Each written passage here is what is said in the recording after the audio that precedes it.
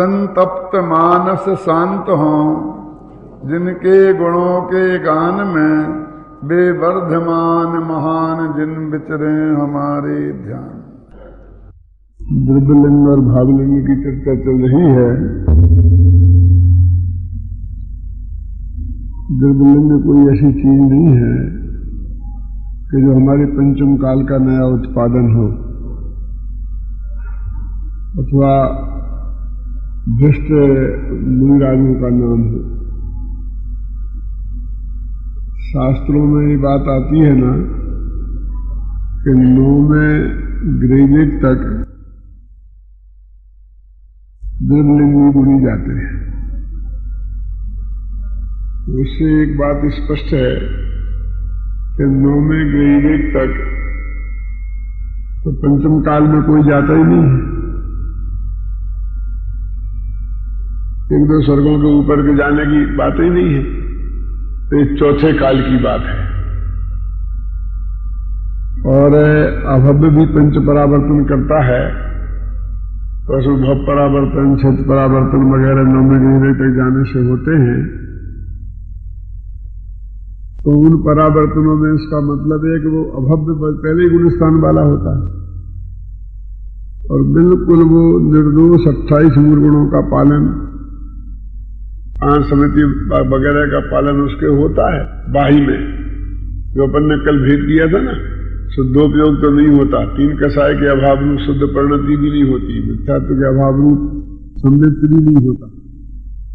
फिर भी उस टाइप का शुद्ध भाव, इस शुभ भाव और उससे भूमिका में जैसे शास्त्रों में वर्णित है ऐसी शुभ क्रिया होती है और उसके बल से ही वो 9वें ग्रीविक तक जाता है। इसका मतलब चौथे काल की बात है, अनादि निधन बात है कि वो द्रव्यलिंग, मिथ्या दृष्टि द्रव्यलिंगी होना ये कोई पंचम काल का नया उत्पादन नहीं है। ये कोई भ्रष्टता का नाम नहीं है द्रव्यलिंग।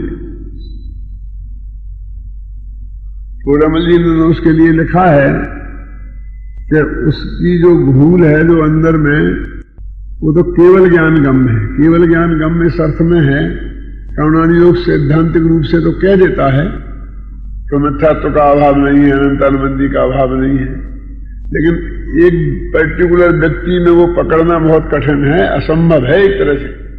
क्यों है? क्योंकि उसका आचरण तो निर्दोष है ही, भाव भी निर्मल है। निर्मल मन शुद्ध नहीं, वो शुद्धोपयोग जैसे।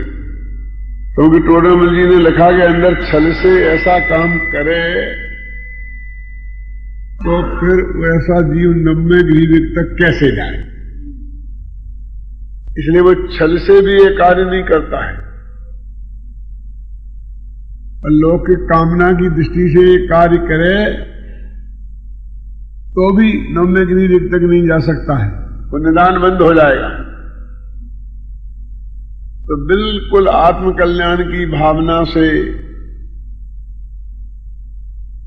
ऐसे उसके परिणाम शुभ रूप निर्मल होते हैं, तब वो 9वें ग्रीविक तक जाता है। अब वो उसे सम्मा दर्शन है कि नहीं है, इस बात का भी छदमस्त की पकड़ में इसलिए नहीं आता है। छदमस्त का मतलब श्रुत ज्ञान, मत श्रुत ज्ञान वालों को।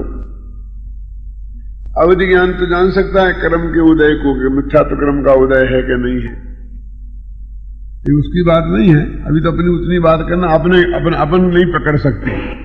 तो नहीं पकड़ सकते कि बाहर में तो कोई दोष है नहीं, आचरण में और स्वभाव में भी और प्रतिपादन में भी दोष नहीं, तो बिल्कुल जिनवाणी के अनुसार बोल, एक शब्द भी है उसे बांधा भाषा से बना रहता, उसका भाव उसको अंदर नहीं खुले, लेकिन भाषा में कहीं कोई डिफेक्ट नहीं आता है। ऐसा नहीं कोई छल से बहुत होशियारी से भाषा बोलता है, इसलिए क्योंकि उसे आगम में बहुत अटूट श्रद्धा है और इसकी वजह से बिल्कुल आगम से रख करके ही वो बात बोलता है, और उसके क्षयोपम ज्ञान में, अनुभव ज्ञान में नहीं, वो बात स्पष्ट भी है कि पर से भिन्न, त्रिकाली भिन्न, राग से भिन्न, भगवान आत्मा दृष्टि का विषय होता है। वो सब बातें अत्यंत स्पष्ट हैं। तो अब ऐसा कोई भी कारण नहीं है कि जिसके कारण उस सामने वाला के ज्ञान में ये बात पकड़ में आवे कि ये द्रव्यलिंगी है कि भावलिंगी है। और वे मुनिराज जो संघ में विद्यमान हैं, वे तो इतने आत्मार्थी हैं कि उन्हें दूसरे की तरफ देखने की फुर्सत ही नहीं है। तो सामान्य साधु है ना, उनके तो माथे की कोई जिम्मेवारी भी नहीं है। जो उपाध्याय और आचार्य हैं, वो भी बाहर में उसका जो एकदम स्पष्ट दिखाई आचरण देता है, उसमें निर्दोषता का ही ध्यान रखते हैं।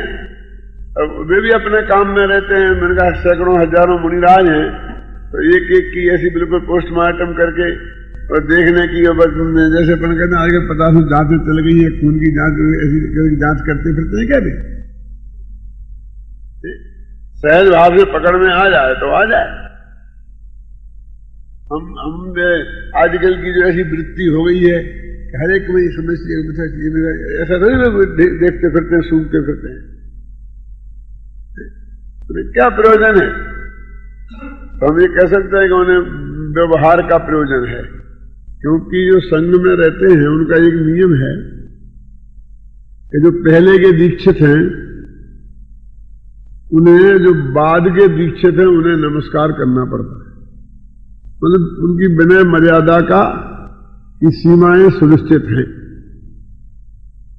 जैसे अपने होता है ना कि अपने अध्यापक को नमस्कार करना है, तो जैसे मैंने जूनियर विद्यार्थियों, सीनियर विद्यार्थियों को यथायोग्य नमस्कार करें, विनय करें, ऐसी सारी चीजें वहां नक्की होती हैं कि आचार्य को इस तरह करें, उपाध्याय को इस तरह करें, सर्व साधु को अपने से सीनियर जो पहले दीक्षित हैं उनसे इस तरह करें, तो पहले से बाद के दीक्षित वालों को इस तरह से उन्हें धर्म वृद्धि देवे, कि जो भी वो सब शब्द भी एक तरह से सुनिश्चित हैं। तो वो व्यवहार उन्हें निभाना पड़ता है। और आप कहेंगे कि यदि किसी मिथ्या दृष्टि को, तो उसका पर वही उपाय है कि वो तो व्यवहार है। यदि व्यवहार निर्दोष दिखाई दे रहा है और वो भी सहज दिखाई दे रहा है, ऐसी किसी की डिटेल में जाकर के जांच करने की बात नहीं है। अपन देखते ना गृहस्थों में कि भाई ये सच्चरित्र है, सज्जन है, इन्हें कभी कोई चोरी चपोटी नहीं पकड़ी गई, कभी कोई किसी माँ बहन को छेड़ने की कोई बात नहीं सुनी, शुद्ध सात्व खान पान में कोई मांस मदिरा का कभी देखा नहीं गया। तो हम समझते हैं कि ये बहुत अच्छे धर्मात्मा और सज्जन है।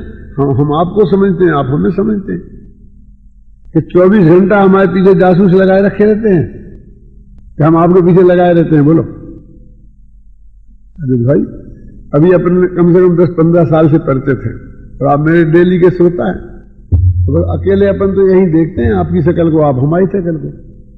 बाकी 23 घंटा कहाँ मिलते हैं? बोलिए, मैं आपके घर गया ना आप मेरे घर गए, तो 24 घंटा में कौन सा आपका वाचिंग करता हूं। फिर भी यदि कोई आप मेरे से पूछे कि अजित भाई को आप जानते हैं, तो मैं कहूँगा हाँ बहुत अच्छी तरह जानते हैं, बहुत अच्छे धर्मात्मा है, बहुत सात्विक वृत्ति वाले। छाती ठोक के कहूंगा कि नहीं कि मेरे को कोई शंका मन में पैदा होगी, कभी मैं तलाशूंगा, पहले जासूस बैठा लूंगा, फिर आपको बताऊंगा। क्यों? हर एक के हम आपस में एक दूसरे के कितने असंपृक्त हैं और कितने जुड़े हुए और कितने दूर हैं, कितने नजदीक और कितने दूर हैं। तो भावों से इतने नजदीक हैं कि एक दूसरे के प्रति आस्था है, श्रद्धा है, सिद्धांत की श्रद्धा है, एक दूसरे के चरित्र की श्रद्धा है, एक दूसरे को सज्जनोत्तम समझते हैं। ऐसी है कि नहीं है? बाकी 23 घंटे कोई बातें ही नहीं होती, महीनों नहीं, बरसों नहीं, देना नहीं देना नहीं, आप रोटी सुन के चले जाते हैं, हम आपको सुना देते हैं। यही सही है, ये जो संबंध है यही सही है। बाकी लपड़ झपड़ कोई ज्यादा सही नहीं है, वो भी अच्छा नहीं है। वो विकृति ही पैदा करने वाली है।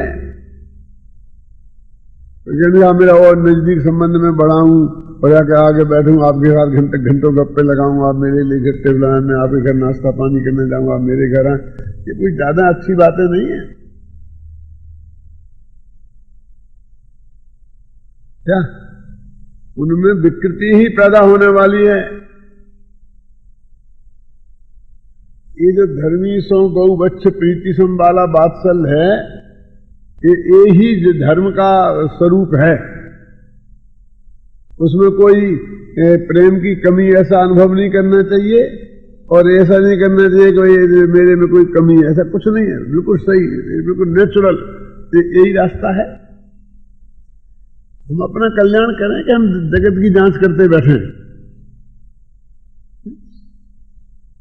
कौन बेईमान है और कौन ईमानदार है, इसकी जांच हम करते बैठे दुनिया भर में। कि हम सीबीआई के डिपार्टमेंट है के वाले हैं कि हम कि कोई ज्ञानी दूसरे की, अगर मुनिराज साधु संत उन्हें कहा वे तो हमसे और 100 गुण निधि होंगे ना, होना चाहिए ना। जो विनय का व्यवहार है, तो एक मुनिराज दूसरे मुनिराज को देखे तो नमस्ते कर ली, बाकी लेना देना नहीं, कुछ बात नहीं, चीत नहीं, चर्चा नहीं, वार्ता नहीं। कोई प्रश्न हुआ तो पूछ लिया, नहीं हुआ तो नहीं हुआ।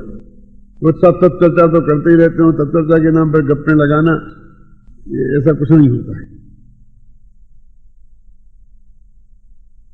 बस तो वास्तविक कोई तत्व की बात हो, पूछना हो, बताना हो तो बता दें, अपना अपना अध्ययन करो।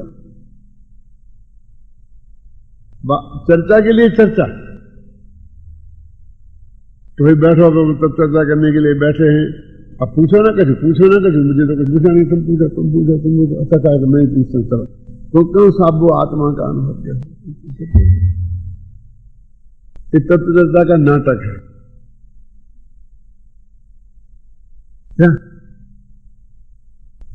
इसमें क्या है? यदि आपस में करना है तो एक सुनिश्चित विषय रख लो। ये समय सारी पढ़ेंगे कि ये पढ़ेंगे कि इस पर चर्चा, अब मेरा मतलब समझे ना, तो करो, कोई दिक्कत नहीं है। लेकिन वैसे ही बस चर्चा के लिए चर्चा करना वो नहीं है। तो ऐसा सहज वृत्ति वाले मुनिराज कहाँ एक दूसरे को अकेले साथ व्यवहार, कुछ नहीं। वो व्यवहार जो एकदम तुम्हारी आंखों के सामने जो व्यवहार दिख रहा है बिना प्रयत्न के, उसमें यदि कोई डिफेक्ट नहीं है और आपको उसका कोई दोष मालूम नहीं है, तो उसमें कोई, वो नमस्कार के व्यवहार में कोई दोष नहीं है।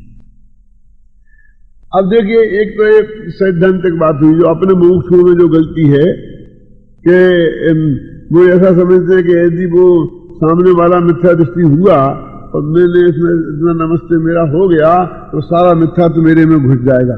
जैसे कि वो छूत की बीमारी होती है ना, एड्स वगैरह होती है, कुछ जो और भी भयंकर बीमारी है, तो वे मेरे अंदर में ऐसी लग जाएंगी। इसलिए मेरे बराबर जांच परख करके क्यों है वो करना चाहिए, ऐसा कुछ नहीं है। तो ये जो हमारी वृत्ति अंदर में जो हो गई उसके लिए है। अब इससे उलट दूसरा चक्कर क्या है कि वो कहते ठीक है, आपको जांच करने का क्या अधिकार है, ऐसा थोड़ी बुरी राजों की जांच कर सकते हैं और फिर ऐसा थोड़ी हो सकता है, ऐसा नहीं कर सकता। फिर वो इसी आधार पर, और इनको किसको कहाँ फुर्सत है, डॉक्टर साहब ने भी कहा था किसी को फुर्सत नहीं है, ऊपर से दिख जाए तो ठीक है, नहीं दिख जाए तो ठीक है, इस लेवल को तो क्या झंझट करो। एक बहुत बड़े विद्वान डॉक्टर नाम से धारी, अभी नाम बताना, मैं उसे नहीं समझता हूँ, तो उन्होंने मेरे से कहा मैं किसी भी महाराज के पास नहीं जाता हूँ, इंद्र में नहीं पढ़ता हूँ, ऐसा नहीं करता हूँ, वैसा नहीं करता, बिना पूछे। न मालूम उनके दिमाग में ये बात घुस गई कि जैसे कि मुनि राजों के पास जाना मेरी दृष्टि में बहुत बड़ा अपराध है, और यदि वो मेरे को ये बात बताएंगे कि वे मुनि राजों के पास नहीं जाते हैं तो मैं उनको बहुत महान विद्वान मान लूंगा, तो जाते हैं मान लूंगा तो मैं रिजेक्ट कर दूंगा। तो अपने आप बिना पूछे बराबर ये बात कहते हैं, और कहते कहते फिर ये बोलते हैं साथ में कि यदि कोई आमने सामने टकरा जाए, जाता तो हो नहीं, हो जाए कभी समाज मिल जाए तो नमस्कार कर लो, क्या, तो नमस्कार कर लेता हूं। ये भी मैंने पूछा नहीं था कि नमस्कार आप करते हैं कहीं टकरा जाए तो बिना ही पूछे आगे कहते हैं क्योंकि इसलिए कर लेता हूं कि नमस्कार नहीं करूं तो वो मुझे पिटवा देंगे, क्योंकि अब आजकल सब ऐसे ही हो गए। अभी तीनों वाक्य एक साथ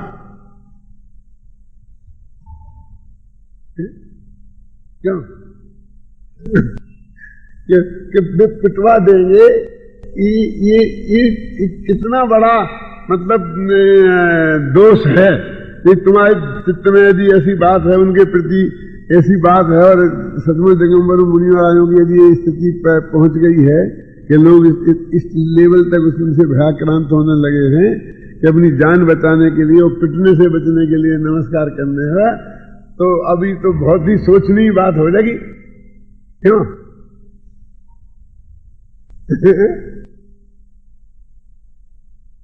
कहीं बात करते हैं आप? नहीं, आप समझते नहीं, आपको क्या पता, आप क्या जानते हैं, आप क्या जानते हैं। तो इसके बाद कहते हैं कि भाई तो उस भय से यदि कर लिया चाल में न, तो वो तो सचमुच ही फिर नहीं, तुम निर्णय ये कर रहे हो कि एकदम इतने गिरे हुए मान करके भी अपनी जान बचाने के लिए कर रहे हो, कि क्या अर्थ है इसका, बोलिए। क्या पता है क्वालिटी समझ रहे भी अपनी किसी पर, वो जिनकी के बारे में कह रहे उनकी तो बात जाने दो, लेकिन उनकी खुद की ये क्या है,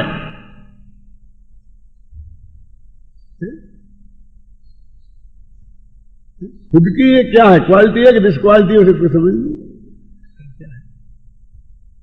अपने तो बहुत साथ व्यापार भय आशा स्नेह लोभाश्चर्य को देवागम लिंगी नाम नामम नियम से बहना दृष्टि। तो कुछ लोग मैंने इस नाम पर व्यवहार ठीक है, व्यवहार ठीक है, यदि सचमुच व्यवहार ठीक है, जन्म में कहीं जाने वाले जो द्रव्यलिंगी मुनि, तो द्रव्यलिंगी मुनि को नमस्कार करने का निषेध कहां होगा, बोलिए।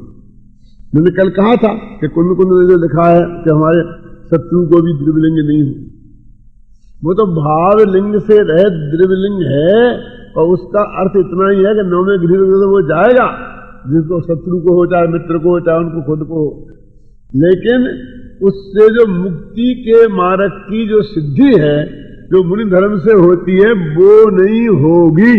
तो इतना ही उसका अर्थ है, इससे ज्यादा कोई अर्थ नहीं है।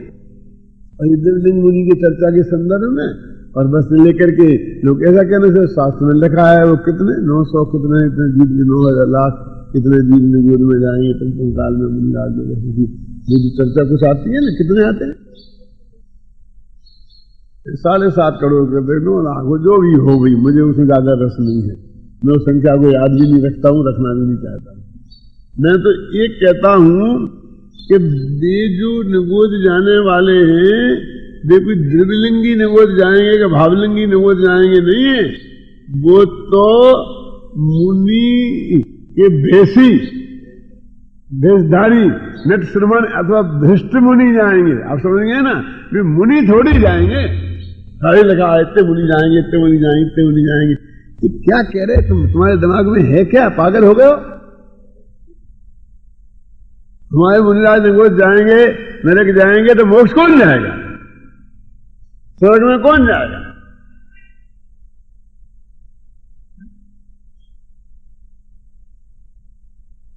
नरक निगोद जाएंगे वे मुनिराज हैं, बोलिए। तो वो तो सब शास्त्र में लिखा, हम क्या करें? वो तो वहां जो मुनि शब्द लिखा है वो वेशधारी, उसके अर्थ में ही लिखा है, ये हमें समझना पड़ेगा, वहां थोड़ी मिटा सकते हैं साहब। वो कोई ऐसी नई बात नहीं है। जैसे मैंने अभी आपसे कहा ना कि वो चौथे काल में 9वें गृह तक जाते थे भावलिंगी द्रव्यलिंगी मुनिराज जी, तो इसी चौथे काल में जब वो ऋषभदेव ने दीक्षा ली थी तो उनके साथ 4000 राजाओं ने नकली दीक्षा ले ली थी, तो उसके जमाने से है। मेरे कहने का मतलब है कोई पंचम काल में कोई बहुत बड़ा अद्भुत आश्चर्य हो गया, गजब हो गया, गजब हो गया, क्या बताएं साहब आपको, इतना गजब हो गया, इतना गजब हो गया, इतना गजब हो गया। पंचम काल में बहुत पाप, पंचम काल में ज्यादा नहीं बढ़ सकता, बढ़ ही नहीं सकता। शास्त्र कहते हैं अन्ना जी से पूछ लो। क्यों क्यों क्यों कहता हूं मैं? करुणानी योग कहता है। क्यों कहता है कि नीचे ज्यादा नरक के रास्ते ही खुले नहीं है। यदि वो ज्यादा पाप हो सकता होता पंचम काल में तो फिर 7वें नरक में जाते, 6वें नरक में जाते। कोई जाता नहीं 7वें 6वें नरक में, तो ज्यादा पाप कैसे हो सकता है? पाप का प्रकर्ष नहीं है भाई साहब। चौथे काल में पुण्य का प्रकर्ष भी होता है, पाप का प्रकर्ष भी होता है और धर्म का प्रकर्ष भी होता है। और अभी तो सबकी हानि हुई है, ऐसा मत समझना कि किसी की हानि नुकसान हुआ, किसी को लाभ हुआ है, कि पुण्य को नुकसान हुआ, पाप को लाभ हुआ है, धर्म को नुकसान हुआ और पुण्य पाप को लाभ हुआ, ऐसा नहीं है। सबको नुकसान ही नुकसान हुआ है। क्यों? देश में बाढ़ आवे, तूफान आवे, करोड़ों की संपत्ति जल जाए, एक दूसरा देश आक्रमण कर देवे, तो कुछ लोग फायदे में रहते हैं, कुछ लोग नुकसान में रहते हैं, ऐसा नहीं है। कहने वाले लोग कहते हैं कि अनाज की कमी होगी तो व्यापारियों ने अनाज डाल लिया और खूब कमाया। वे कुछ लोग नहीं है, वे तो बेई शत्रु ही हैं। जैसे जो आक्रमण कर रहे हैं ना, वही है। वैसे तो कॉमन तो यही बात है कि ये जो संकट आया है, यदि अनाज की कमी पड़ गई है तो सारा देश दुखी होगा। फैक्ट तो ये है। क्यों? किसी को लाभ, किसी का नुकसान। तो पंचम काल में सबकी हानि हुई है, पाप की भी हानि हुई है। 7वें नरक में जाने लायक कोई पाप भी नहीं कर सकता। दीपायन मुनि जैसा कोई मुनि भी नहीं हो सकता है। इतनी आग लगा सकता है कि पूरी द्वारका जल जाए। वो बात अलग है, तो एक आध भाषण दे के गांव में 10-5 लोगों के हृदय में आग लगा दे। क्या वो दीपायन मुनि जैसी पूरी द्वारका को भस्म कर देने की आग लगा सकता है कोई? तो पाप भी कर रहा, उन्हीं में भी, भ्रष्टों में भी। मतलब वो तो सब जगह हानि है। और ऐसा रस लेने की क्या बात है कि साहब इतने मुनि निगोद जाएंगे, इतने जाएंगे। एक ग्रस्त तो अनगिनत जाने वाले हैं।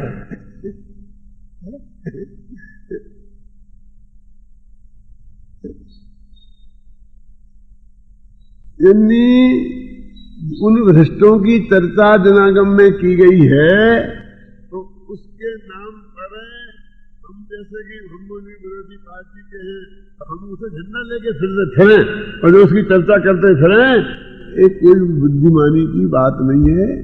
वे हमारे देव शास्त्र गुरु हैं, जिनकी हम रोजाना पूजन करते हैं, वो भ्रष्ट नहीं। मन जो मुनि शब्द है वो हमारा उनका द्योतक है, और उनमें द्रव्यलिंगी और भावलिंगी दोनों ही शामिल हैं।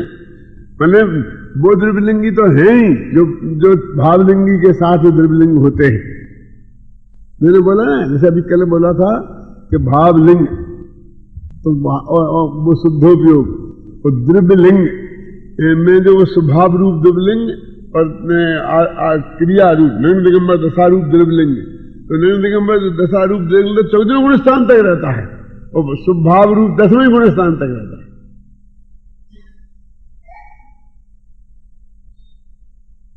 इसलिए द्रव्यलिंग शब्द के प्रति जो हमारे हृदय में एक हीन भावना खड़ी हो गई है, उससे हमें मुक्त होना चाहिए।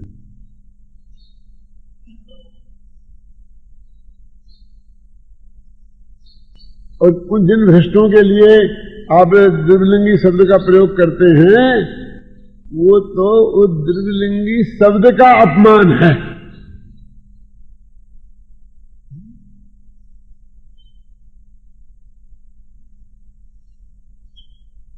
एक बदमाश आया, रेल में बैठा था, एक बहन के पैर पे जानबूझ के पैर रख दिया, तो ऊपर से भाई भाई भाई क्या क्या क्या क्या क्या बहन क्या क्या, जानबूझ के क्या बहन क्या क्या बहन क्या हुआ क्या हुआ क्या हुआ। लोग पैर हटाओ तो वो तो सुने नहीं, लोग जानबूझ के रखा ना। क्या हुआ, क्या हुआ, क्या हो गया, नाराज क्यों हो रही है? वो गप्पे लगाए उसने।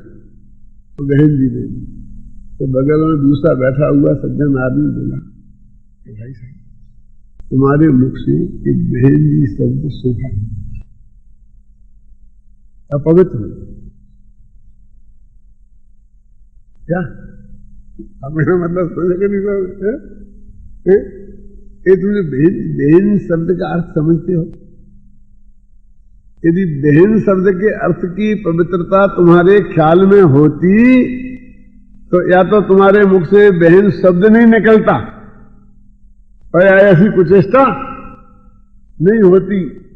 तो इसलिए मैं कहता हूं कि बहन शब्द का अपमान है ना, वो उसके मुख में जाना बहन शब्द का अपमान है। ऐसे ही जिनके प्रति आपको अरुचि है, जिन्हें आप भ्रष्ट समझ रहे हैं, जो वे कितने 7.5 करोड़ या जितने भी जिनको जाने वाले हैं, उनके लिए द्रव्यलिंगी शब्द कहना द्रव्यलिंगी का शब्द का अपमान है। ऐसा वो जो 14वें गुणस्थान वाले द्रव्यलिंगी की बात जाने दो, और 14वें गुणस्थान वाले भी द्रव्यलिंगी हो सकते हैं, आपको यह पता लग रहा होगा क्योंकि हमने तो पहले गुणस्थान वाले द्रव्यलिंगियों की बात सुनी थी। जब कल्याण योग ने कहा 14वें गुणस्थान वाले भी द्रव्यलिंगी हो सकते हैं, 5वें वाले भी, क्यों? तभी हमें आश्चर्य हुआ था। हम तो अगले पहले से द्रव्यलिंगी को ऊपर बढ़ने ही नहीं देना चाहते हैं, पर अब तो आप तो 14वें गुणस्थान तक द्रव्यलिंगी को ले गए, क्यों नहीं?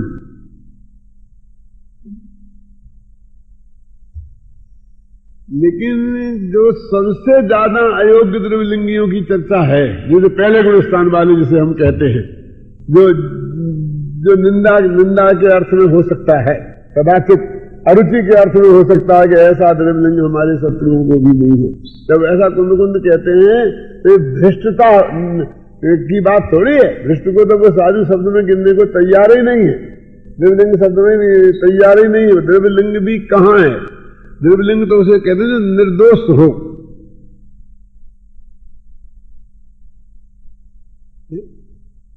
जैसे मान ले, पूछ लीजिए कि जी कोई एक लंगोटी लगाए है तो आप उसे द्रव्यलिंगी मुनि मान सकते हैं? दिगंबर धर्म के नहीं मान सकते ना। तो दूर के परिग्रह के साथ भी ऐसी बात समझ लीजिए, तो द्रव्यलिंगी भावलिंगी थोड़ी है। तो उस द्रव्यलिंगी की जो चर्चा की है जनागम में, वो निगोद में जाने वाले द्रव्यलिंगी की बात नहीं है, वो 9वें गिरिले तक जाने वाले द्रव्यलिंगी के संदर्भ में की है। क्या 9वें गिरिले तक जाते हैं जिनकी बात करी है ना, आप जानते हैं? कपड़ा पहने यदि गृहस्थ है, पंचम गुणस्थान वाला है, क्षुल्लक है, ऐलक है, तो वो मर के सूल में स्वर्ग से ऊपर नहीं जा सकता। ये तो आप जानते हैं। पंचम गुणस्थान वाला है, तो पहले गुणस्थान वाला निम्न दिगंबर मुनि 9वें गिरिले, स्वर्ग के तो ऊपर होगा 9वें गिरिले के नीचे थोड़ी है भाई साहब। इतना तो आप जानते होंगे ना। सब विद्वान लोग बैठे हैं, उनके सामने ये बात बताने की जरूरत तो होगी नहीं। 22 सागर की स्थिति 16वें स्वर्ग की होती है, 31 सागर तक की होती है 9वें गिरिले की, वो उसके ऊपर है 16वें स्वर्ग के ऊपर। तो उस द्रव्यलिंग की ये महिमा है क्या अपमान है? कि पंचम गुणस्थान वाला यानी वो उसके द्रव्यलिंग नहीं है ना, द्रव्यलिंग नहीं मतलब मुनि अवस्था का द्रव्यलिंग नहीं है, तो वो 16वें गुण स्वर्ग से ऊपर नहीं जाने के लिए प्रतिबंधित है। और वो नग्न दिगंबर दशा है, और भले ही पहला गुणस्थान है, तो वो वहां जाएगा तो कैसे जाएगा? भावलिंग तो उसके है ही नहीं ना, तो द्रव्यलिंग से जाएगा ना। तो शास्त्र में तो द्रव्यलिंग की इस अर्थ में चर्चा है। मुझे कहीं बता दो कि द्रव्यलिंगी निगोद जाएगा, ऐसा लिखा हो तो मुझे बता दो। आपको ख्याल में आया हो, पढ़ रहा हो, आप बताओ तो। ये तो सब उस अज्ञान का परिणाम है, जिस अज्ञान में ये समझ लिया गया है कि भ्रष्ट मुनि को द्रव्यलिंगी कहते हैं, और जो भ्रष्ट नहीं हो उसे भावलिंगी कहते हैं। ऐसे दो भागों में हमने बांट दिए, जबकि वो एक ही व्यक्ति के दो नाम हैं, दो अपेक्षाएं हैं एक ही व्यक्ति में। मिट्टी का घड़ा और घी का घड़ा जैसे दो घड़े नहीं है, घड़ा एक ही है और उसी घड़े को वो जिस वस्तु से बना है उस वस्तु की तरफ से कहना उसका नाम मिट्टी का घड़ा है, और घी रखा जाता है घृत का संयोग देखकर उसको घी का घड़ा कहा। घड़ा दो नहीं है, घड़ा एक ही है। तो मुनिराज दो नहीं है, मुनिराज एक ही है। उन्हीं के शुद्धोपयोग को, शुद्ध परिणति को भावलिंग कहते हैं, और उन्हीं के शुभ भावों को और तदनुसार आचरण को, क्रियाकांड को द्रव्यलिंग कहते हैं। एक ही मुनि की बात है। अब उसमें से एक निंदनीय और दूसरा गैर निंदनीय कहां से होगा? दो व्यक्ति हो तो उसमें एक निंदनीय और एक प्रशंसनीय की बात है। यदि शास्त्र में कहीं लिखा ये मिल जाए हमारे लिए कि द्रव्यलिंग को नमस्कार नहीं करना चाहिए, तो क्या करें? कोई घबराने की बात नहीं। वो ये कहते द्रव्यलिंग और भावलिंग अलग अलग तो है ही नहीं, होने वाला नहीं है। तो वो उसके भाव में ये बात विद्यमान है कि मैं तो भावलिंग को नमस्कार कर रहा हूं, हो गया। जैसे मैंने कल उदाहरण दिया था कि गुरु जी के पैर में चप्पल पहने हैं, कुर्ता पहने हैं, धोती बनाए, चश्मा लगाए, टोपी लगाए हैं, क्यों? साहब गुरु जी को भी तो टोपी को नमस्कार नहीं करना है, चश्मा को नहीं करना, कुर्ते को नहीं करना, धोती को नहीं करना, चप्पल को नहीं करना, तो सब खुलवाई थोड़ी जाएंगे क्या? तो उनको नहीं बना करके फिर थोड़ी से नमस्कार किया जाएगा। जब वो नमस्कार वैसी ही स्थिति में करेगा और अंदर में ये समझेगा, आप खुद भी और गुरु जी भी और सारा जगत भी, कि इसने गुरु के गुरुत्व को नमस्कार किया है, धोती कुर्ता टोपी चप्पल को भी। ऐसे ही वो द्रव्यलिंग और भावलिंग दोनों हैं, उनको अलग करने की जरूरत नहीं है। हमारे चित्त में महिमा भावलिंग की है तो हमारा नमस्कार भावलिंग को ही पहुंचेगा, घबराओ नहीं। तुम्हारा माथा भले ही चप्पल पे रखा होगा लेकिन नमस्कार चप्पल को नहीं पहुंचेगा गुरु जी को, क्योंकि वो द्रव्यलिंग भावलिंग का अलग करना संभव ही नहीं है। क्योंकि मान लो चप्पल तो उतरवा दो, क्यों? धोती टोपी भी उतरवा दो, कुर्ता भी उतरवा दो, धोती भी उतरवा दो, चड्डी भी उतरवा दो, लेकिन देह को कैसे उतारोगी? तो क्या तुम देह को नमस्कार करना चाहते हो? ये मलमूत्र से भरी है, ये तो कुर्ता धोती से भी खराब है। उसे पेट के अंदर में मलमूत्र भरा है ना, अगर वो पेशाब की थैली भी है, उसमें भी पेशाब भरा रहता है, सब है ना, असमंजस। तो उनको नहीं हटाया जाता है और उसको नमस्कार मुनिराज के भाव कोई पहुंचता है ना, ज्ञान कोई पहुंचता है, दर्शन चारित्र कोई पहुंचता है कि नहीं, कि देह को पहुंचता है? क्यों? वहां ही शंका तो नहीं है। तो धरता कुर्ती धोती उतरवाने की क्या जरूरत रहेगी, चप्पल उतरवाने की क्या जरूरत रहेगी? और जब ये सब रहते हुए नमस्कार इनको नहीं पहुंचता है तो द्रव्यलिंग को भावलिंग से अलग करने की जरूरत क्या रहेगी? तो जहां लिखा के नहीं करना, उसका अर्थ ये है कि वो द्रव्यलिंग अलग करवा के नमस्कार करना, ऐसा अर्थ नहीं है। उसका अर्थ है कि तेरे चित्त में द्रव्यलिंग की महिमा नहीं आना, तेरे चित्त में महिमा वो भावलिंग की होनी चाहिए, शुद्धोपयोग की होनी चाहिए, तीन कसाय के अभाव रूप शुद्ध परिणति की होना चाहिए, मिथ्यात्व के अभाव रूप सम्मा दर्शन की होनी। बहुत से लोग बहुत तरह की बातें करते हैं कि साहब हमें तो आपने बहुत अच्छा बताया, समझाया, हमारे दिमाग में तो बहुत गड़बड़ी थी, अब हमें आप बता दो कि साहब हम नमस्कार करें कि नहीं करें, हमें एक लिस्ट बता दो कि नमस्कार करने करें। तो हमारी प्रैक्टिकल प्रॉब्लम है, विवेक समझ रहे हैं ना?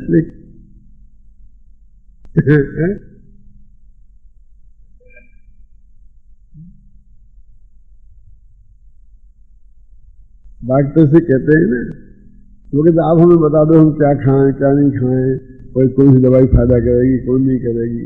तो डॉक्टर कहते हम बता देते हैं, सब बात है लेकिन सबसे ज्यादा महत्वपूर्ण तेरी खुद की है कि तू दवाई खा, अब तेरे को आराम हुआ कि नहीं हुआ। इस सबसे ज्यादा डिसीजन करने वाला तो तू है। हम तो तेरे से पूछ पूछ के डिसीजन कर। आजकल दवाई को एडजस्ट करना पड़ता है, एडजस्ट करना पड़ता। मैंने आज से आपकी 5 mg से लेके 500 mg तक की दवा होती है, एक दवा एक ही है। अब ब्लड प्रेशर आपको रहता है, तो अब आपको कौन सी गोली खाते रहो तो आपका ब्लड प्रेशर आपके नॉर्मल जाएगा। 500 mg की चाहिए कि 5 mg की चाहिए कि 10 की कि 15 की, तो तुमको ही एडजस्ट करना पड़ेगा। तुम ऐसे प्रयोग कर करके हम तो बताएंगे 15 की कर दो, फिर हम तुमको ऐसा बहुत ऐसा लो हो गया तो फिर 10 की रहने दो, फिर ऐसे हम तो ऐसा बताएंगे। आखिरकार कौन सी गोली लेने से आपको बिल्कुल नॉर्मल सा रहता है ना गड़बड़ होती है, वो डिसीजन आपको ही करना पड़ेगा। क्यों? ऐसे खाने पीने में यदि आपका हैवी नहीं हो जाए शरीर में, हैवी मतलब पेट भारी बनने लगे आपको, क्या खाने से, क्या एडजस्टमेंट, कितना खाने से, कुछ खुराक नक्की नहीं। डॉक्टर डाइटिंग करते हैं ना, बता देते हैं 2 चपाती इतनी है, इतनी क्या दम है 2 चपाती में। क्यों?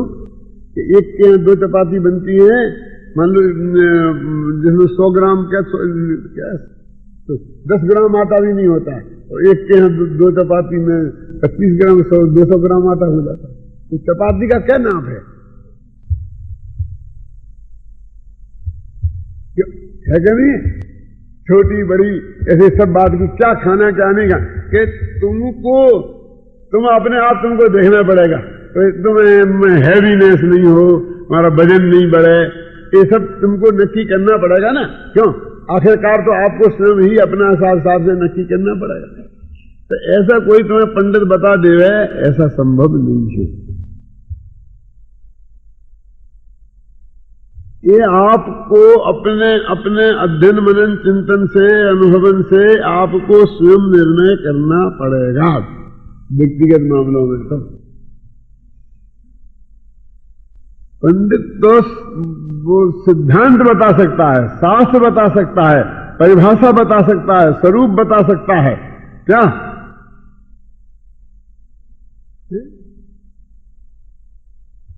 जब मैं ये चर्चा करता हूँ ऐसा सभी दिव्यलिंगी है तो फिर ठीक है, फिर हम तो उनको दिव्यलिंगी मान के नमस्कार नहीं करते थे। यदि दिव्यलिंगी को नमस्कार करने में कोई दिक्कत नहीं है तो हमें कोई दिक्कत नहीं है। लेकिन यहाँ तो वो तो जो केवल ज्ञान गम्य है, ये सब जगह तर्क चलता है। केवल ज्ञान गम्य तो उसकी बात है कि जिसका ऐसा आचरण है कि 9वें गिरिदेव तक जाने वाला है, उसका केवल ज्ञान गम्य है, मिथ्यात्व। लेकिन जिसका माथे पर चढ़ के बोल रहा है, जो भूत प्रेतों को खुद पूज रहा है, दूसरों से पुजवा रहा है, तो जैसे छल ग्रस्त भी नहीं करते हैं ऐसे छल कर रहा है, तो फू फू फू फू, अब मैंने आकाश रोक दिया, मैंने पानी रोक दिया, मैंने पानी बरसा दिया, मैंने सांप था सांप को भगा दिया, सांप आ गया। ऐसे छल से में झूठी गप्पें ग्रस्त भी नहीं करता है, ऐसे लोगों को बुद्धू बना रहा है। इसमें क्या बताना? क्यों बसें दौड़ रही हैं? क्या अब समझ लो तुम। मैं तो ये कहता हूं कि जो सारा समाज जिनको दुर्गुण मानता है, एक सामान्य शावक के लिए भी जो काम वो मैं करूं तो भी मेरे को वो माफ नहीं हो, ऐसे दुर्गुण हो रहे हैं। क्यों? दिव्यलिंगी के भावलिंगी से कहने नमस्कार करने कहने क्या बोले, कमंडल में से पिस्तौल निकाल ली। अब दिव्यलिंगी है कि भावलिंगी, क्या क्या बताए? कैसा वो 20 लाख रुपया मिले, 5 लाख रुपया मिले थे उसमें दिव्यलिंगी, क्या बताए? पागल हो गया। क्यों ये जो शास्त्रीय शब्दों का अपमान करते हो, इन शब्दों को कहां क्यों उपयोग करते हो?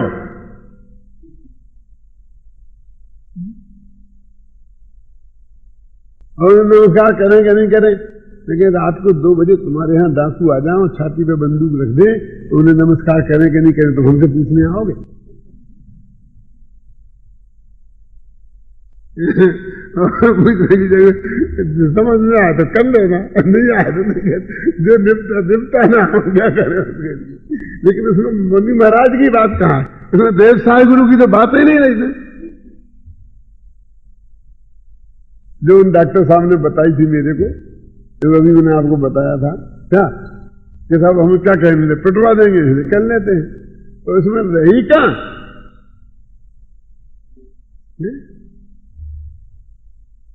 ये तो जो मोहल्ले का दादा होता है ना, उसको नमस्कार करते हैं ना, भाई ऐसा ही हो गया ना। ऐसा नहीं है कि वो दादा आगे ही होते हैं। टोडरमल जी ने मोक्ष प्रकाशक में लिखा है ना, कितना बढ़िया छंद लिखा है। वो उनका टोडरमल जी का नहीं है, उन्हें किसी दूसरे का छंद को उद्धृत किया है। इसमें छठवें अध्याय में कौन से में, इसमें छठवें अध्याय में कौन से में, छठवां अध्याय है, मुलादी में नहीं, छठवें में है। वो है ना जिसमें कि जिनने पाला नहीं है, जिनने पोसा नहीं है, जिनका कर्जा लिया नहीं है, जिनमें से। अब अध्यायी का नाम बोलो तो श्वेतांबर दिगंबर मत बोलो। श्वेतांबर अगर 5वें में है तो 6वें में है, तो वो पढ़ता हूं छंद है, पेज नंबर 180, 6वां अधिकार है। श्वेतांबरों का वर्णन तो 5वें में है, ये तो अपने दिगंबरों का ही। संग पट का उदाहरण है श्वेतांबर ग्रंथ का। छुत छामा किल कोपि रंग शिशु कहा, प्रव्यज्य चैते कुचित कृत्वा किंचन पक्ष मक्षत कली, प्राप्ता तदाचार्यकम चित्रम चैत गृहे गृहीयति निजे, गच्छे कुटुंबीयति संसक्रियति बालसीति विदबुधान विश्वम्बरा कीयति। क्या देखो क्षुदा से कृष किसी रंग का बालक, रंग का बालक समझते, भिखारी का बालक, कहीं चैत्यालय में दीक्षा धारण करके पाप रहित होता हुआ, पाप रहित न होता हुआ किसी पक्ष द्वारा आचार्य पद को प्राप्त हुआ। आचार्य बना वह चैत्यालय में अपने घर के समान व्यवहार करता है, निज गच्छ में कुटुंबवत प्रवर्तता है, अपने को इंद्रवत महान मानता है, ज्ञानियों को बालकवत अज्ञानी मानता है और सर्वग्रस्तों को रंकवत मानता है। तो यह बड़ा आश्चर्य है। तथा योर जातो न च वर्धतो न च क्रीतो इत्यादि काव्य है, उसका अर्थ ऐसा है कि जिनसे जन्म नहीं हुआ है, बढ़ा नहीं है, जिनने मोल नहीं लिया है, जिनके हम देनदार नहीं हुए हैं, इत्यादि कोई प्रकार संबंध नहीं है, और ग्रस्तों को बैल के समान हाँकते हैं, जबरदस्ती दानादिक लेते हैं। सो हाय हाय, यह जगत राजा से रहित है, कोई न्याय पूछने वाला तो राजा से रहता, राजा उसमें हाथ नहीं डालते। वो कहते कोई भी मामला धर्म का हो, हम बीच में नहीं पड़ते, ये सुरक्षा की गारंटी और हो गई है। इस प्रकार यहां श्रद्धान के पोषक अनेक काव्य उन ग्रंथों से जानना, ऐसा लिखा है। ऐसा ये उनकी बात नहीं है भाई साहब। द्रविलिंग शब्द तो जैन दर्शन का शब्द है, और वो सच्चे मुनिराज को द्रविलिंग और भावलिंग दोनों ही अनिवार्य पने होते हैं, इसलिए उसके बारे में कोई निंदा तक की बात नहीं है। तो थोड़ी बहुत जो बात आती है वो तो सिर्फ पहले गुणस्थान बढ़ती द्रविलिंगी, और वो द्रविलिंगी माने जिनमें बिल्कुल निर्दोष आचरण हो, उनका नाम द्रविलिंगी है। आचरण में दोष सारी दुनिया को दिखाई दे जाए, ऐसी परिस्थिति हो तो उसका नाम द्रविलिंग है ही नहीं।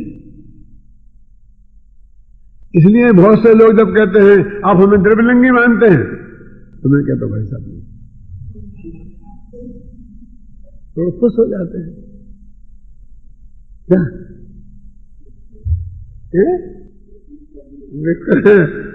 ऐसे खुश हो जाते हैं कि हम उनसे कहते थे कि हम आपको त्रिविलिंगी नहीं मानते हैं, तो खुश हो जाते।